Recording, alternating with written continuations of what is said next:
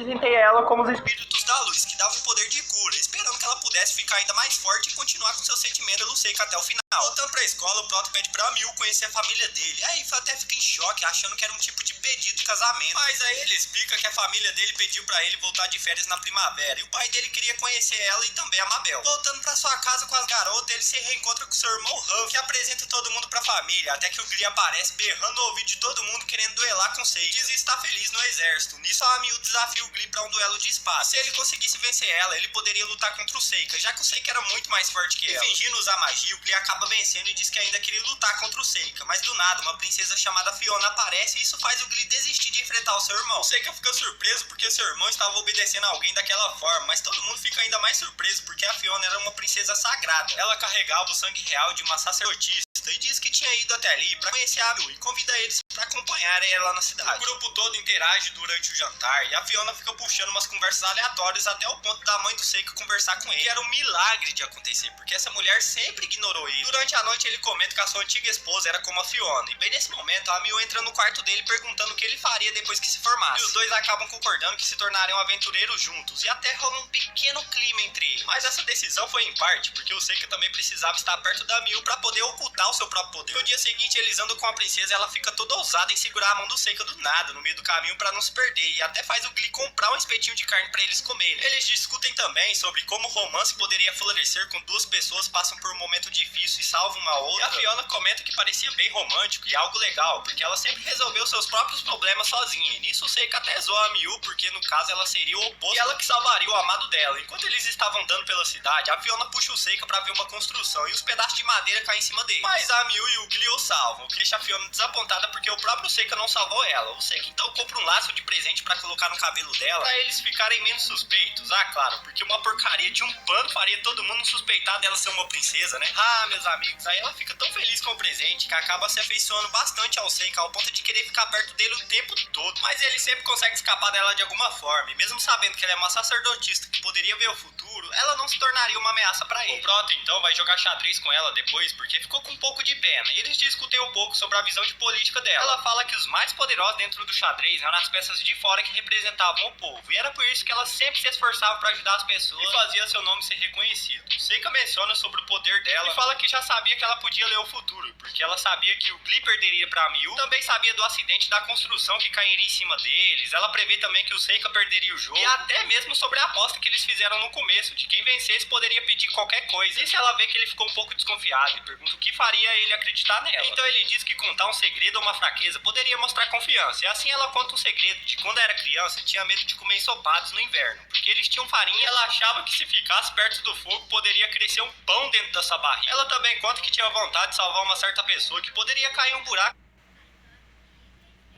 Olá, boa noite, tudo bom? Gostaria de ver o seu ranking do Honoric. Nossa.